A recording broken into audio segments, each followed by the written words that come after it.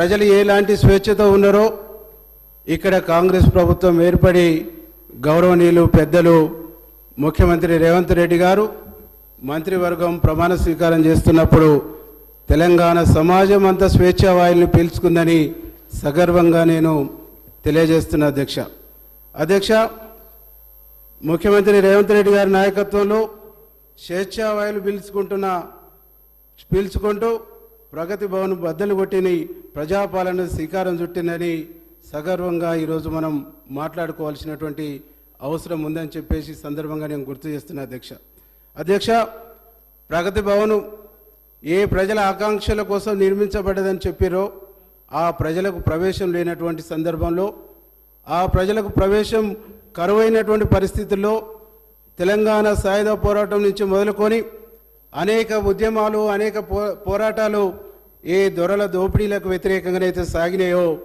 ఆ దొరల గడిలలాగా నిర్మించబడి ప్రజలకు దూరమైనటువంటి ప్రగతి భవన్ కాంగ్రెస్ పార్టీ అధికారంలోకి రాగానే ఆ ప్రగతి భవన్ గోడలు బద్దలు కొట్టి ప్రజల సంక్షేమం కోసం జ్యోతిరావు పూలే భవన్గా మార్చి ప్రజలు ఏ సమస్య ఉన్నా ఏ అంశాన్నైనా స్వేచ్ఛగా పోయి చెప్పుకునేటువంటి ఒక గొప్ప అవకాశాన్ని కాంగ్రెస్ పార్టీ అధికారంలోకి వచ్చినాక కల్పించిందని చెప్పేసి ఈ సందర్భంగా నేను గుర్తు చేస్తా ఉన్నా అధ్యక్ష అనేక సందర్భాల్లో మాట్లాడుతుంటే చూసినాం ఆ రోజు ప్రగతి భవన్ కంచె బద్దలవుతున్నప్పుడు ఇది మేమేసింది కాదు ఫలాను వాళ్ళు వేసిందని చెప్పారు అంటే ఉమ్మడి ఆంధ్రప్రదేశ్ రాష్ట్రంలో అలాంటి వాతావరణం ఉన్నది కాబట్టే తెలంగాణ ప్రజలు కొట్లాడి తెచ్చుకున్నటువంటి ఏర్పాటు చేసుకున్నటువంటి తెలంగాణలో 10 సంవత్సరాల పాటు ఇంకా అదనపు కంచెనేసుకొని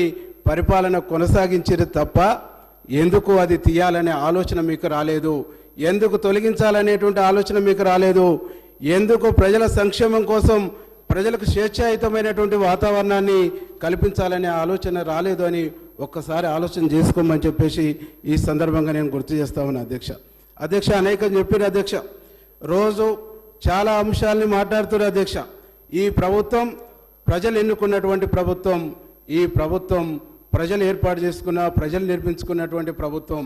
ఈ ప్రభుత్వాన్ని 2 నెలల్లో పడగొడతాం, 6 నెలల్లో పడగొడతాం అధ్యక్ష. ఈ పడగొట్టడానికి కూలగొట్టడానికి ప్రభుత్వ బిల్డింగులు కాదు, ప్రభుత్వ భవనాలు కాదు, ప్రజల మనోభావాలు ప్రజల ఆకాంక్షతో ఏర్పడినటువంటి ప్రజల విశ్వాసాలతో ఏర్పడినటువంటి ప్రజల నమ్మకాలతో ఏర్పడినటువంటి ప్రజల 1000 కళ్ళతో ఆశతో ఎదురు చూస్తూ ఆ ప్రజల ఆశలు నెరవేర్చడం కోసం ఏర్పడినటువంటి ప్రభుత్వం అని చెప్పేసి చాలా గర్వంగా చెప్తున్నా అధ్యక్ష. ఇట్లాంటి మాటలు మాట్లాడుతుంటే ప్రజలు మేము ఊళ్ళలో పోతున్నప్పుడు చెప్తుండే అధ్యక్ష ఏమంటుండంటే దాదాపుగా 10 సంవత్సరాలుగా వీరు చేసినటువంటి దోపిడీ, వీరు చేసినటువంటి అక్రమాలు, వీరు చేసినటువంటి అన్యాయాలు, వీరు చేసినటువంటి మోసాలు, వీరు చేసినటువంటి అనేక అవకతవకలు ఒక్కొక్కటిగా బయటకు వస్తుంది, ఒక్కొక్కటిగా బయటపడుతుంది. కాబట్టి ప్రజలను మైండ్ని డైవర్ట్ చేయడం కోసం, ప్రజలను తప్పుదారి పట్టించడం కోసం, ప్రజల యొక్క దృష్టిని మళ్లించడం కోసం మాత్రమే ఈ పదాలు వాడుతుర్రు, ఈ పదాలు మాట్లాడుతుర్రు అని చెప్పేసి ప్రజలు చాలా స్పష్టంగా అర్థం చేసుకుంటారు, అర్థమవుతుందని చెప్పేసి ఈ సందర్భంగా మీకు గుర్తు చేస్తా ఉన్నా అధ్యక్ష. ఒక్క విషయం ఈ సందర్భంగా మేము గుర్తు చేస్తా ఉన్నా అధ్యక్ష. ఈరోజు తెలంగాణ వచ్చిన తర్వాత తొలి ముఖ్యమంత్రి దళితుడే అన్నారు. ఉప ముఖ్యమంత్రి రాజయ్యను చేసి రాజయ్యను తొలగించి దళిత జాతిని ఘోరంగా అవమానించినటువంటి ప్రభుత్వం గత ప్రభుత్వం అని చెప్పేసి నేను చెప్తా ఉన్నా అధ్యక్ష. రాజయ్యను ఎందుకు తొలగించారు, ఏ కారణం చేత తీసేసారు, ఏ కారణం చేత పక్కకు పెట్టారు అనేది ఈనాటికి ఆన్సర్ లేనటువంటి ఒక సందర్భంలో ఈరోజు దళిత జాతి అంతా తీవ్రమైనటువంటి నిరసనతో తీవ్రమైనటువంటి ఆవేదనతో ఉన్నది. కాబట్టి ఆ సామాజిక వర్గం మా ప్రభుత్వానికి మా కాంగ్రెస్ పార్టీకి మద్దతు ఇచ్చిందని చెప్పేసి సగర్వంగా ఇవ్వాలని నేను చెప్పుకుంటున్నా అధ్యక్ష.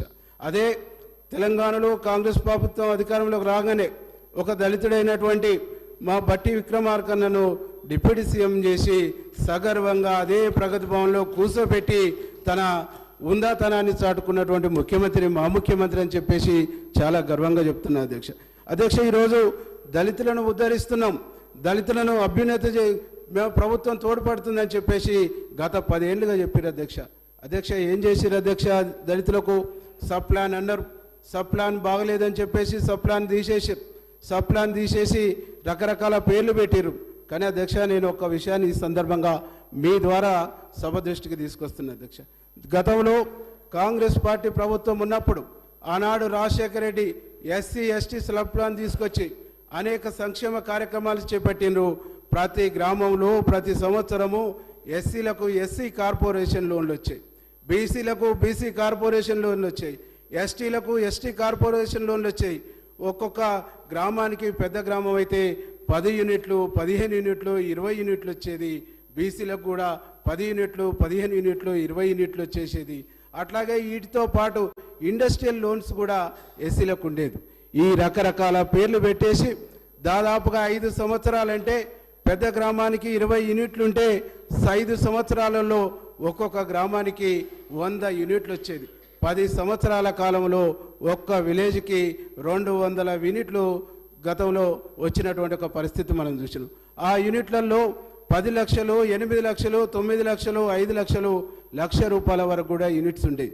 ఇవన్నిటి కూడా తీసేసారు, ఇవన్నిటి కూడా బొందబెట్టేసారు, ఇవన్నిటి కూడా ఖతం చేసేసి దళిత బంధు అనే ఒక ముద్దు పేరు పెట్టేసి కొంతమందికి ఇచ్చేసి ఆ ఇచ్చిన దాంట్లో కూడా రకరకాల అవినీతి, అది నేను చెప్పిన మాట కాదు, అప్పటి ముఖ్యమంత్రి అవినీతి గురించి బయటపెట్టినటువంటి ఒక విషయాన్ని ఈ సందర్భంగా గుర్తు చేస్తున్నది.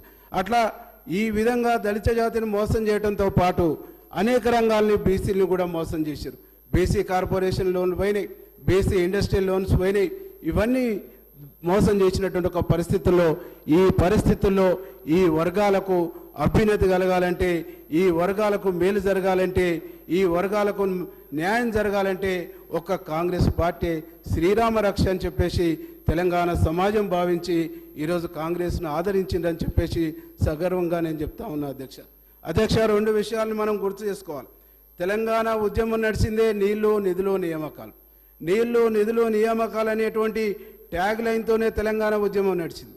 నీళ్లు నిధులు నియామకాలు అనేటువంటి ట్యాగ్ లైన్ పూర్తిగా ఎగిరిపోయి పూర్తిగా కనుమరుగైపోయి ఇవాళ ఉద్యోగాలు రాక యువత ఆత్మహత్యలు చేసుకునేటువంటి ఒక పరిస్థితి మనం గమనించినాం అధ్యక్ష.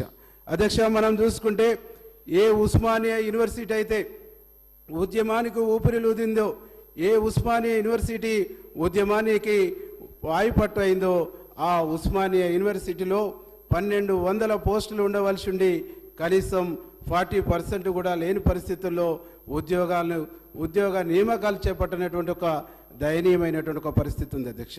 బడ్జెట్ చూస్తే ఉమ్మడి ఆంధ్రప్రదేశ్లో ఉస్మానియా యూనివర్సిటీకి కేటాయించినటువంటి నిధుల కంట ఇప్పుడు ఉన్నటువంటి ప్రభుత్వం ₹1 కూడా అదనంగా కేటాయించినటువంటి దాఖలాలు లేవు. ఎందుకంటే నాకు ఒక మాట గుర్తుకొస్తుంది అధ్యక్ష. ఆనాడు మనధర్మశాస్త్రంలో నేను ఎక్కడో చదువుకున్నా, కింది వర్గాలు చదువుకోవద్దు, కింది వర్గాలు చదువులకు దూరంగా ఉండాలని చెప్పేసి నేను ఎక్కడో చూసిన అధ్యక్ష. అదే మాకు ఈరోజు అర్థమవుతుంది అధ్యక్ష. తెచ్చుకున్న 10 సంవత్సరాల ప్రభుత్వంలో వచ్చిన తెలంగాణలో వచ్చినటువంటి ప్రభుత్వంలో 10 సంవత్సరాలుగా ఎస్సీ ఎస్టీ బీసీలు చదువుకుంటున్నటువంటి కళాశాలల్ని యూనివర్సిటీల్ని నిర్వీర్యం చేసిరు, వీరిని చదువుకు దూరం చేసిరు అనేటువంటి విషయాన్ని ఈ సందర్భంగా నేను గుర్తు చేస్తున్నా అధ్యక్ష. ఇది దుర్మార్గం కాదా, ఇది మోసం కాదా, ఇది దగా కాదా అని చెప్పేసి ఈ సందర్భంగా నేను గుర్తు చేస్తూ ఉన్నది అధ్యక్ష. ఇవన్నీ కూడా నేను మాట్లాడుతున్నటువంటి మాటలు కాదు అధ్యక్ష, ఇవన్నీ కూడా పేపర్లలో వచ్చినాయి అధ్యక్ష. ఇవన్నీ కూడా సమాజం చూసింది అధ్యక్ష, సమాజం మాట్లాడుతుంది అధ్యక్ష. అభివృద్ధి అభివృద్ధి అభివృద్ధి అని చెప్పేసి అంటారు అధ్యక్ష. సంక్షేమం అంటారు అధ్యక్ష. సంక్షేమం అని చెప్పేసి పదే మాట్లాడుతున్నారు అధ్యక్ష. సంక్షేమానికి మేమే ఉదాహరణ, సంక్షేమానికి మేమే పెద్దపీట, సంక్షేమం అంటేనే మేమంటేనే సంక్షేమం అని చెప్పేసి మాట్లాడుతున్నారు అధ్యక్ష. నిజంగా మీ సంక్షేమాన్ని ప్రజలు విశ్వసిస్తే, మీ సంక్షేమాన్ని ప్రజలు నమ్మితే, మీరు చేస్తున్నటువంటి సంక్షేమాన్ని ప్రజలు 100% గుర్తిస్తే ఎందుకు ఖమ్మంలో 1 సీటుకు పరిమితమైనరు, ఎందుకు నల్గొండలో 1 సీటుకు పరిమితమైనరు, ఎందుకు వరంగల్లో 1 సీటుకు 2 సీట్లకు పరిమితమైనరు, ఎందుకు మహబూబ్నగర్లో 1-2 సీట్లకు పరిమితమైనరు, ఎందుకు మిమ్మల్ని ప్రజలు విశ్వసించలేదు? ఇప్పటికైనా గుణపాఠం తీసుకోండి, ఎప్పటికైనా గుణపాఠం తీసుకోండి. అహంకారాన్ని తగ్గించుకొని రియలైజ్ కండి.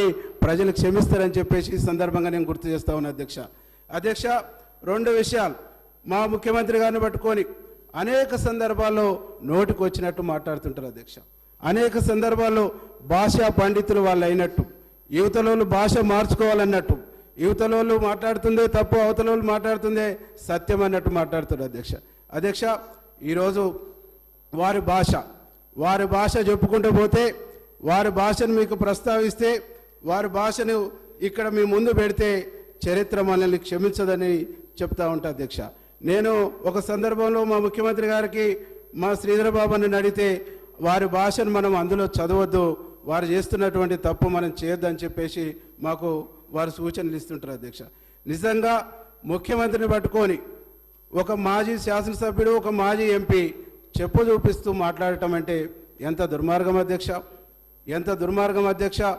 ఆనాడు ఉద్యమ నాయకుడిగా మా ముఖ్యమంత్రి రేవంత్ రెడ్డి గారు ప్రగతి భవన్ బద్దలు కొడతాం, ఆ ప్రగతి భవన్ ప్రజా సంక్షేమ భవన్గా మారుస్తామంటేనే అదేదో తప్పైనట్టు, అదేదో నేరమైనట్టు, దమ్ముందా ఇదా అదా అని చెప్పేసి మాట్లాడారు అధ్యక్ష.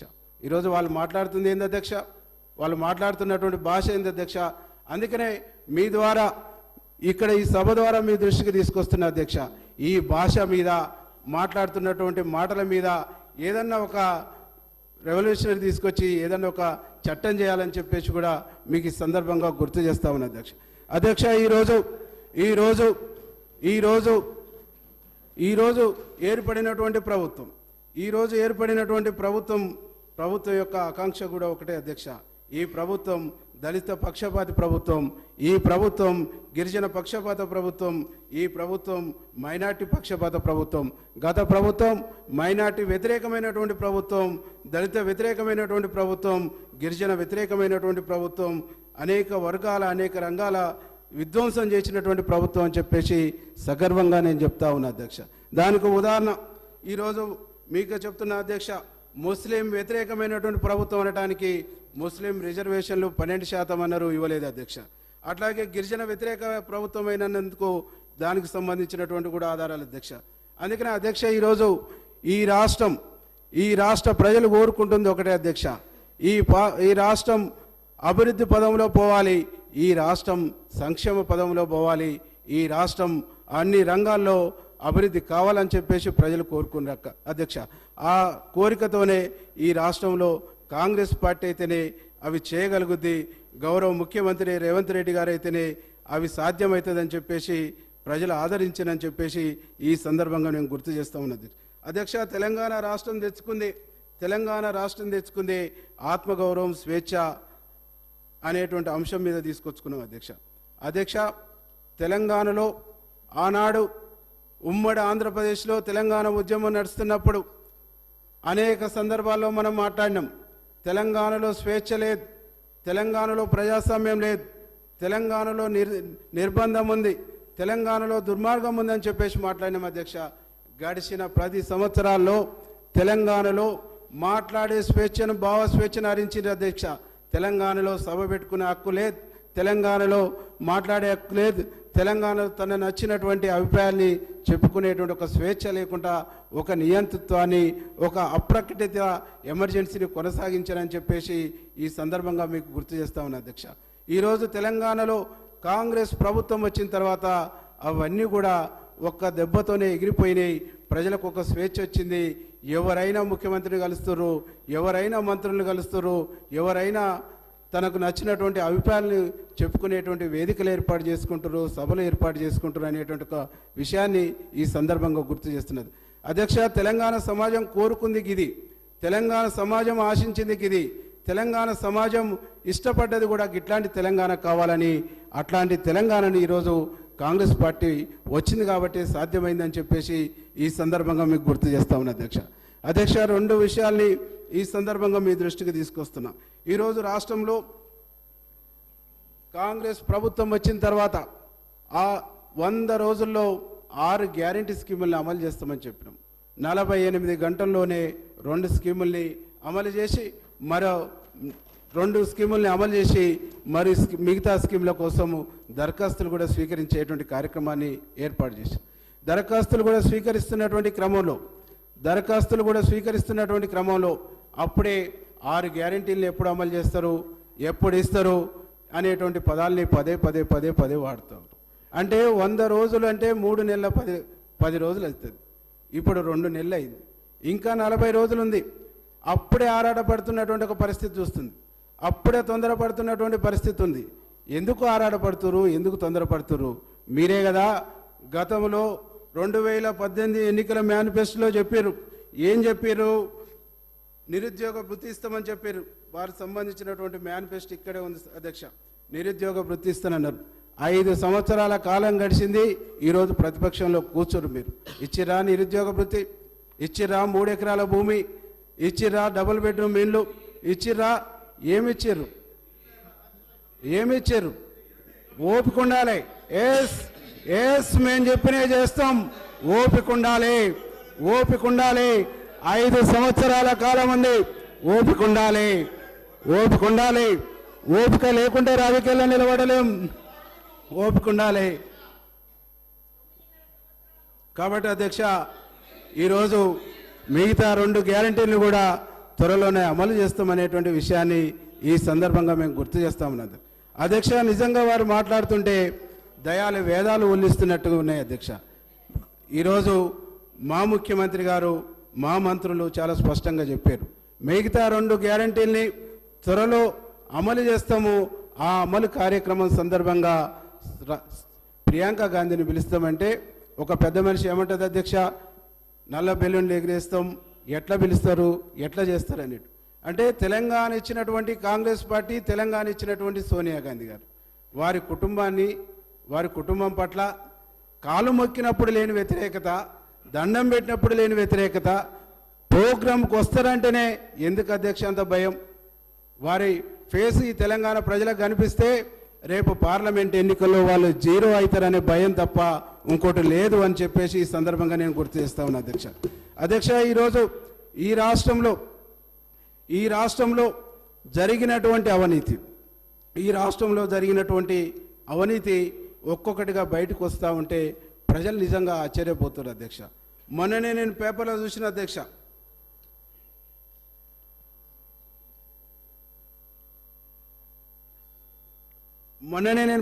చూసిన అధ్యక్ష, దాదాపు మిషన్ భగీరథలో 1000 కోట్ల రూపాయల అవినీతి అని చెప్పేసి. అధ్యక్ష, ఇవాళ మిషన్ భగీరథ చాలా ప్రతిష్టాత్మకమైనటువంటి కార్యక్రమం, చాలా గొప్ప కార్యక్రమం అని చెప్పారు అధ్యక్ష. దాదాపు నా నియోజకవర్గంలో 126 గ్రామాలు ఉంటే మెజార్టీ గ్రామాలలో మిషన్ భగీరథ నీళ్లు వస్తలేవనేటువంటిది ఈ సందర్భంగా గుర్తు. నా ఒక్క నియోజకవర్గం కాదు అధ్యక్ష, అన్ని నియోజకవర్గాలలో ఇదే పరిస్థితి ఉంది అధ్యక్ష. గతంలో ఇంటింటికి నల్లాలు లేనప్పుడు, ప్రతి వార్డుకు 1-2 నల్లాలు ఉన్నప్పుడు అద్భుతంగా నీళ్ళు వచ్చేటువంటి పరిస్థితి ఉండే, ఎలాంటి ఇబ్బంది లేకుంటుండే. ఈరోజు నీళ్లు రాక నానా అవస్థలు పడుతుండే అధ్యక్ష.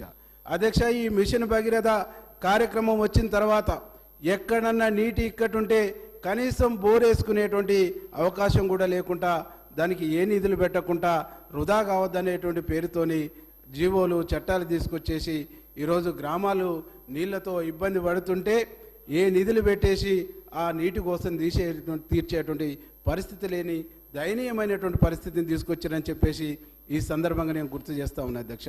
ఇక ఇరిగేషన్ ప్రాజెక్టుల దృష్టికి వస్తే అనేక ప్రాజెక్టులు కట్టినాం.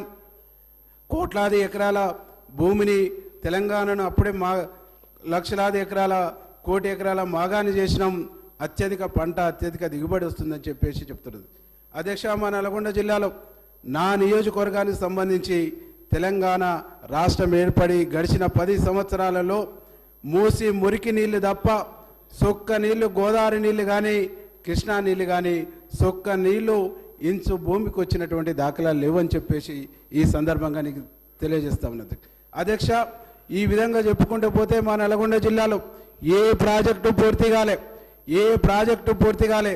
గడిచినటువంటి రాజశేఖర రెడ్డి గారి ప్రభుత్వంలో ప్రారంభమైనటువంటి ప్రాజెక్టులు కూడా ఒక్కటి కూడా పూర్తి చేసినటువంటి దాఖలాలు లేవు. ఇట్లా నీటి రంగంలో కూడా ఘోరంగా, దుర్మార్గంగా మోసం చేశారు. దక్షిణ తెలంగాణనైతే పూర్తిగా ఎడారి చేశారు. దక్షిణ తెలంగాణ పైన వివక్షత చూపిననేటువంటిది ఈ సందర్భంగా నేను గుర్తు చేస్తా ఉన్నా అధ్యక్ష. ఎందుకంటే అధ్యక్ష, ఈరోజు కనీసం మా గ్రామాలలో వ్యవసాయానికి సంబంధించి నాట్లు వేసుకున్నటువంటి భూములు ఎండిపోతున్నాయి అధ్యక్ష. అధ్యక్ష, నాగార్జున సాగర్లో ఎన్నికల ముందు నీళ్లను వదిలి అడావుడి చేసి అప్పటికే నాగార్జున సాగర్లో నీటి లభ్యత లేదు. నాగార్జున సాగర్లో కనీసం డ్రింకింగ్ వాటరు జూన్లో వర్షాలు రాకుంటే డ్రింకింగ్ వాటరు 20 టీఎంసీలే మన వాటా ఉంది. జూన్లో వర్షాలు రాకుంటే కనీసం తాగటానికి నీళ్ళు ఇయ్యలేమనేటువంటి ఒక పరిస్థితి ఉండి తెలిసి కూడా ఆ విధమైనటువంటి 2-3 టీఎంసీల నీళ్లను వేస్ట్ చేసి ఈరోజు నల్గొండ జిల్లా ప్రజల్ని ఘోరంగా మోసం చేశారు. కాబట్టి మొన్న ఎన్నికల్లో 11కు 11 బుద్ధి చెప్పారు అనేటువంటి ఒక విషయాన్ని కూడా ఈ సందర్భంగా మీకు తెలియజేస్తున్నా అధ్యక్ష. ఈరోజు 1 కాదు 2 కాదు, ఈరోజు గొప్పగా చెప్పుకుంటున్నప్పటికీ ఎస్సీ ఎస్టీ సంబంధించినటువంటి కమిషన్లు ఉన్నాయి అధ్యక్ష. ఎస్సీ ఎస్టీ కమిషన్లు దాదాపు 3 సంవత్సరాల నుంచి నింపనటువంటి పరిస్థితి, 3 సంవత్సరాలు ఖాళీగా ఉన్నటువంటి పరిస్థితిని చాలా స్పష్టంగా మీ దృష్టికి తీసుకొస్తున్నాను అధ్యక్ష. ఎవరికైనా పేదవాడికి అన్యాయం అయితే హెచ్ఆర్సీకి పోతారు అధ్యక్ష. ఈ హెచ్ఆర్సీ జడ్జినో రిటైర్డ్ జడ్జినో 2 సభ్యులతో నియమిస్తారు అధ్యక్ష. గడిచినటువంటి ప్రభుత్వంలో 3 సంవత్సరాల పాటు హెచ్ఆర్సీ కూడా నియమించలేనటువంటి ఒక దయనీయమైనటువంటి పరిస్థితి గతంలో మనం చూసినాం అధ్యక్ష. అట్లా 1 కాదు 2 కాదు, ప్రతి రంగాన్ని ప్రతి అంశాన్ని ఘోరంగా మోసం చేసి ఘోరంగా దగా చేసి ఒక దుర్మార్గమైనటువంటి ఒక నికృష్టమైనటువంటి ఒక ఏకస్వామ్యాన్ని కొనసాగించారు తప్ప ప్రజాస్వామ్యాన్ని బొందబెట్టిరని చెప్పేసి ఈ సందర్భంగా మీకు గుర్తు చేస్తూ ఉన్నది. అంటే అధ్యక్ష, ఇలా విద్యా వైద్యాన్ని పూర్తిగా కుంభనిద్రలోకి నెట్టేసిరు అధ్యక్ష. వైద్య రంగాన్ని పూర్తిగా ధ్వంసం చేసినటువంటి ఒక పరిస్థితిని మనం చూస్తూ ఉన్నాం అధ్యక్ష. కరోనా లాంటి ఒక భయంకరమైనటువంటి పరిస్థితి వస్తే కరోనాలో లక్షల రూపాయలు పెట్టేసి ఖర్చు పెట్టేసి శవాలు తెచ్చుకోరు తప్ప పేదవాడికి ఈ ప్రభుత్వం నుంచి అందినటువంటి సాయం వైద్యపరంగా 0 అని చెప్పేసి ఈ సందర్భంగా నేను తెలియజేస్తున్నాను అధ్యక్ష. నేను వింటున్న అధ్యక్ష, పక్క రాష్ట్రాలలో ఆరోగ్యశ్రీలో కరోనాను చేర్చి అక్కడ ఉన్నటువంటి పేదవాళ్ళను ఆదుకున్నటువంటి కొన్ని ప్రభుత్వాలు కూడా ఉన్నాయి అధ్యక్ష. కానీ ఈ ప్రభుత్వాన్ని అప్పుడు ప్రతిపక్ష నాయకులు ఉన్నటువంటి మా రేవంత్ రెడ్డి గారు కానీ అట్లాగే ఉత్తమ్ కుమార్ రెడ్డి మా బట్టెన్న ఆరోగ్యశ్రీలో చేర్చండి అని చెప్పితే కూడా చేర్చనటువంటి ఒక పరిస్థితి మనం చూసినాం అధ్యక్ష. ఈరోజు మనం వైద్య రంగానికి సంబంధించి ఇక్కడ బిల్డింగు అక్కడ బిల్డింగు 1000 పడకల హాస్పిటల్ 100 పడకల హాస్పిటల్ అని చెప్పేస్తే ఈరోజు అందులో నియామకాలు లేకుండా డాక్టర్లను నియమించకుండా స్టాఫ్ నియమించకుండా ఎట్లా వైద్యం జరుగుతుందో ఒక ఆలోచన చేయవలసినటువంటి అవసరం ఉంది అధ్యక్ష. ఈరోజు ఇట్లా చెప్పుకుంటూ పోతే ఒక్క రంగం కాదు అధ్యక్ష, అన్ని రంగాల్ని అన్ని విధాలుగా ధ్వంసం చేసినటువంటి ఒక పరిస్థితి అధ్యక్ష. ఈరోజు అదొక భాగం అయితే ఈరోజు ఉద్యమంలో పాల్గొన్నటువంటి వాళ్ళు ఉద్యమకారుల్ని అనేక రకాలుగా వేధించినటువంటి పరిస్థితి, అనేక రకాలుగా ఇబ్బంది పెట్టినటువంటి ఎవరి మీద గౌరవం లేదు అధ్యక్ష. తెలంగాణ ఉద్యమం అంటే తెలంగాణ అంటే ఇక్కడ సబ్బండ వర్గాలు సబ్బండ కులాలు సబ్బండ వేదికలు పనిచేసినటువంటి ఒక పరిస్థితి ఉంది అధ్యక్ష. ఆ పరిస్థితుల్లో గద్దర్ లాంటి ఒక గొప్ప వాగ్దేయకారుడు, గద్దర్ లాంటి గొప్ప ఉద్యమకారునికి ఘోరమైనటువంటి అవమానం జరిగినటువంటి ఒక విషయాన్ని ఈ సందర్భంగా నేను ప్రస్తావిస్తున్నా అధ్యక్ష. నేను చిన్నప్పుడు నేను చదువుకుంటున్నప్పటి నుంచి చూసిన అధ్యక్ష, గద్దర్ అన్న తెలంగాణ ఐక్యవేదిక, తెలంగాణ జనసభ, తెలంగాణ సంఘర్షణ సమితి అనేక వేదికల ద్వారా తెలంగాణ సమాజాన్ని చైతన్యవంతం చేసినటువంటి వ్యక్తి గద్దర్ గారు, తెలంగాణ సమాజాన్ని చైతన్యపరిచినటువంటి వ్యక్తి గద్దర్ గారు. అట్లాంటి గద్దర్ అన్నను ఘోరంగా అవమానించినటువంటి పరిస్థితి, ప్రగతి భవన్ గేటు దగ్గర 3 గంటలు ఎర్రటెండలో కూర్చున్నటువంటి పరిస్థితిని మనం చూస్తుంటే నిజంగా ఇంత అవమానం ఇంత ఘోరం ఏ ఉద్యమకారులకు జరగొద్దని చెప్పేసి ఈ సందర్భంగా నేను చూస్తున్నాను. అట్లాంటి గద్దర్ను గొప్పగా గౌరవించి మా ప్రభుత్వం ఈరోజు గద్దర్ జయంతిని అధికారికంగా చేస్తూ ఉద్యమకారులందరికీ కూడా ఒక భరోసాను ఒక విశ్వాసాన్ని ఇచ్చినటువంటి ప్రభుత్వం మా ముఖ్యమంత్రి రేవంత్ రెడ్డి గారు అని చెప్పేసి ఈ సందర్భంగా తెలియజేస్తూ ముఖ్యమంత్రి గారికి గద్దర్ అన్న జన్మదినాన్ని అధికారికంగా జరుపుతున్నందుకు మనస్ఫూర్తిగా శిరస్సు వంచి ధన్యవాదాలు తెలియజేస్తా ఉన్నా అధ్యక్ష. ఇట్లా ఒక్కటి కాదు అధ్యక్ష, ఈరోజు ఉద్యమంలో పాల్గొన్నటువంటి వాళ్ళు చాలామంది యూనివర్సిటీ వాళ్ళు కలుస్తుంటారు అధ్యక్ష. రాజారాం లాంటి వాళ్ళైతే ఉద్యమ జేఏసీని నడిపినటువంటి వాళ్ళు, అట్లాంటి వాళ్ళను కూడా వాళ్ళ పక్కన తిరిగినా కానీ ఘోరంగా అవమానించి ఏ పదవికి ఏ అవకాశానికి నోసుకోకుండా చేసినటువంటి ఒక దుర్మార్గమైనటువంటి పరిస్థితి ఉంది అధ్యక్ష. ఈ దుర్మార్గమైనటువంటి పాలన అంత మోదించాలని చెప్పేసి ఈరోజు ప్రజాపాలన వచ్చింది, ప్రజాప్రభుత్వం ఏర్పడ్డదని చెప్పేసి ఈ సగర్వంగా చెప్తా ఉన్నా అధ్యక్ష. ఇట్లా అనేక రంగాల అధ్యక్ష, ఒక్క రంగం కాదు, ఒక్క అంశం కాదు, గురుకుల పాఠశాలలు పెట్టిన అధ్యక్ష. గురుకుల పాఠశాలలో ఇన్ని వందలు అన్ని వందలు అని లెక్క చెప్పినా ఒక్క గురుకుల పాఠశాలకు కూడా సొంత భవనం లేదు అధ్యక్ష. అధ్యాపకాలు దాదాపు ఆ గురుకుల పాఠశాలల్లో అధ్యాపకులే 10,000 మంది అధ్యాపక పోస్టులు ఖాళీ ఉన్నటువంటి పరిస్థితి ఉంది అధ్యక్ష. ఇంత దయనీయమైనటువంటి పరిస్థితుల్లో 10,000 అధ్యాపక పోస్టులు ఖాళీలు ఉంటే బీదవాళ్ళు, ఎస్సీలు, ఎస్టీలు, బీసీలు ఏ విధంగా చదువుకోవాలో ఒక ఆలోచన చేయమని చెప్పేసి మేము అడుగుతామని అధ్యక్ష. ఇంత దుర్మార్గాలు చేసిన అన్ని వ్యవస్థలను ధ్వంసం చేసిన వీరిని ఈ ప్రజలు ఏమనుకుంటున్నారు అనేటువంటి ఆలోచన అర్థం లేకుండా ఈరోజు అడ్డగోలుగా మాట్లాడుతున్నటువంటి ఒక తీరు చూస్తుంటే నిజంగా ఆశ్చర్యం వేస్తుంది అధ్యక్ష. ఇంకా అనేక అంశాలు ఉన్నాయి అధ్యక్ష, అనేక విషయాలు ఉన్నాయి అధ్యక్ష. కానీ వీరి గురించి ఎంత మాట్లాడినా తక్కువనే అనిపిస్తుంది అధ్యక్ష. దాంతోపాటు ఈరోజు ఉద్యోగ నియామకాల్లో చాలా అవకతవకలు అధ్యక్ష. దాదాపు పేపర్ లీకేజీలు మనం చూసినాం అధ్యక్ష. కనీసం ఎగ్జామ్ పేపర్ దిద్దలేనటువంటి దయనీయమైనటువంటి పరిస్థితి అధ్యక్ష. పరీక్షలు నిర్వహించలేకపోయారు, నిర్వహించడంలో లోపమే, రాసినటువంటి పరీక్ష పేపర్లు కూడా దిద్దటంలో ఎంత నిర్లక్ష్యం అంటే ఈ రాష్ట్ర యువత పట్ల, ఈ రాష్ట్ర నిరుద్యోగ యువత పట్ల ఎంత బాధ్యత ఉందో ఒకసారి ఆలోచన చేయమని చెప్తున్నది. ఇంత బాధ్యత రహితంగా వ్యవహరిస్తున్నటువంటి వీరిని ప్రజలు ఈసడించుకున్న, ప్రజలు తిరస్కరించిన, ఇంకా ఆలోచన మారకుంటే ఎట్లా అని చెప్పేసి నాకు అప్పుడప్పుడు వాళ్ళని చూస్తే జాలేస్తుంది అధ్యక్ష. ప్రభుత్వ యూనివర్సిటీలని ఘోరంగా ధ్వంసం చేసి ఈరోజు ప్రైవేట్ యూనివర్సిటీలకు అడ్డగోలుగా పర్మిషన్ ఇచ్చారు అధ్యక్ష. ఎవరికి వచ్చినాయి అధ్యక్ష ప్రైవేట్ యూనివర్సిటీలు? ఎవరి ప్రయోజనాలు అధ్యక్ష? ఉద్యమం చేసినా, కొట్లాడినా తెలంగాణ బిడ్డల ఆకాంక్షలు ఏమైనాయి అధ్యక్ష? తెలంగాణ బిడ్డల ఆకాంక్షలతోని, తెలంగాణ బిడ్డల యొక్క రక్తపు చుక్కలతోని, తెలంగాణ బిడ్డల యొక్క త్యాగాలతో ఏర్పడినటువంటి ఈ గత ప్రభుత్వాలు తెలంగాణ బిడ్డల్ని, తెలంగాణ త్యాగాల్ని ఘోరంగా మోసం చేసిర్రు, ఘోరంగా అవమానించారు అని చెప్పేసి ఈ సందర్భంగా గుర్తు చేస్తున్న అధ్యక్ష.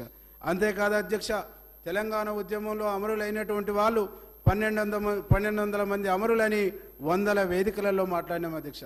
100 వేదికలలో అవతల ఉన్నటువంటి అందరు లీడర్స్ మాట్లాడుతుంటే చూసినాం అధ్యక్ష. తీరా ఆ అమరవీరుల కుటుంబాలను ఆదుకునే కాడికి వచ్చేటప్పటికి ఎంతమందిని ఆదుకున్నారు అధ్యక్ష? దానికి ఎన్ని సాకులు చెప్పారు అధ్యక్ష? ఉద్యమంలో మాట్లాడిన ప్రతి మాటను అమలు చేస్తామని చెప్పారు అధ్యక్ష. కానీ అమరవీరుల త్యాగాలను కూడా ఘోరంగా అవమానించినటువంటి ఒక పరిస్థితి